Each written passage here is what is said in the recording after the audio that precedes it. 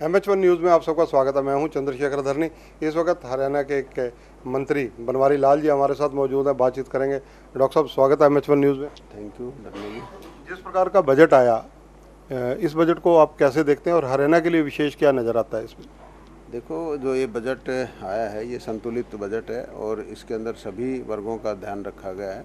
युवा, महिला, किसान, गरीब, सभी का ध्यान रखा गया है। और ये जो विकसित भारत की दिशा में ये बजट लेके जाएगा और देश के प्रधानमंत्री जी ने जिस तरह से 2047 तक भारत को विकसित करने का जो एक टारगेट रखा है उसमें इसका बड़ा योगदान रहेगा।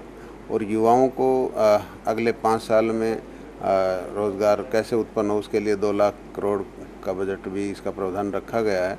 और इसी तरह आपका जो MSME है, जो लघु उद्योग हैं, उसके अंदर भी आगे बढ़ने के लिए, आत्मनिर्भर भारत की दिशा में बढ़ने के लिए उसके अंदर भी काफ़ी सुविधाएं दी हैं।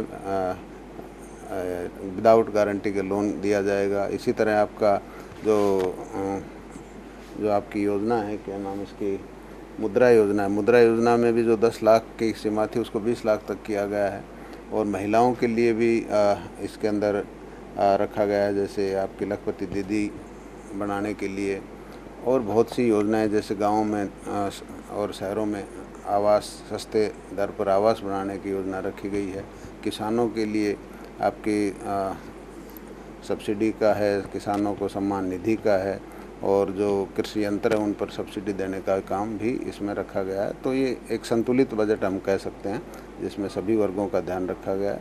जहाँ तक हरियाणा की बात है, हरियाणा की जो केंद्र की योजनाएं ऑलरेडी चली हुई हैं, चाहे जल जीवन मिशन हो, स्वच्छ भारत मिशन हो, या और दूसरे गरीब कल्याण की योजनाएं हैं, ये सारी योजनाएं का लाभ हरियाणा सरकार को मिलता रहेगा। डॉक्टर साहब, जिस प्रकार से कांग्रेस आजकल रोज कहीं ना कहीं कार्यक्रम कर चाहे वो दीपेंद्र हुड्डा हो, चाहे भूपेंद्र सिंह हुड्डा नेता प्रतिपक्ष हों, सत्ता पक्ष से हिसाब मांग रहे हैं, इस राजनीति को कैसे देखते हैं आप? देखो, ये दीपेंद्र हुड्डा जी और भूपेंद्र हुड्डा जी को अपने शासनकाल को याद करना चाहिए।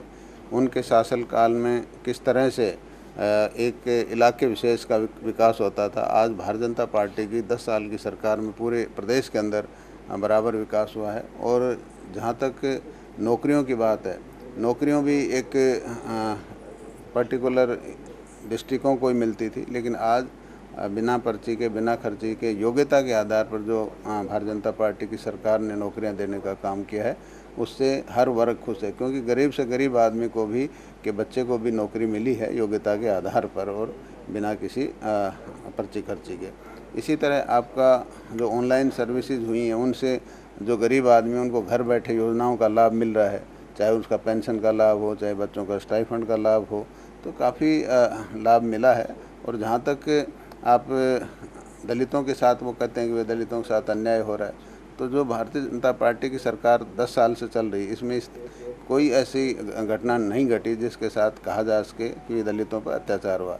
कांग्रेस के समय में गोहाना कांड, मिर्जपुर कांड, ऐसे घिनौने कांड जो आप सब लोगों को पता है, कांग्रेस के शासनकाल में हुए।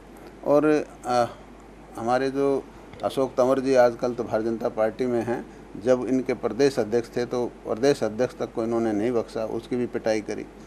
उनके क्या नाम है, शैलजा जी को प्रदेश अध्यक्ष बनाया तो उनका संगठन नहीं बनने दिया। और आज भी उदय भान जी ठीक है, मतलब चल रहे हैं, लेकिन उनका भी संगठन नहीं बन पाया। तो ये मतलब लोगों को भड़काने की, लोगों के साथ एक झूठ बोलने का काम कांग्रेस पार्टी करे। लेकिन आज लोग समझदार हो गए और इनके बहकाव में आने वाले नहीं हैं। डॉक्टर साहब, जिस प्रकार से आज सुप्रीम कोर्ट ने, जो पंजाब व हरियाणा हाई कोर्ट ने पीछे एक डिसीजन दिया था शंभू बैरियर खोलने का, उस पर रोक लगा दी है, इस निर्णय को कैसे देखते हैं आप? देखो, कोर्ट के डिसीजन पर तो मैं कुछ टिप्पणी नहीं कर सकता। कोर्ट ने जो करा है कुछ सोच समझ के किया होगा। धन्यवाद। तो ये हैं डॉक्टर बनवारी लाल, हरियाणा सरकार में मंत्री हैं। इनका कहना है कि अशोक तंवर को अध्यक्ष होते हुए पिटवाया कांग्रेस ने। आज भले ही वो भाजपा में हो, ये कांग्रेस किस हिसाब से रोज सवाल खड़े कर रही है, ये कांग्रेस को अपने गिरेबान में झांकना चाहिए। कैमरामैन जितेंद्र हंस के साथ चंद्रशेखर धरनी, MH1 न्यूज़, चंडीगढ़।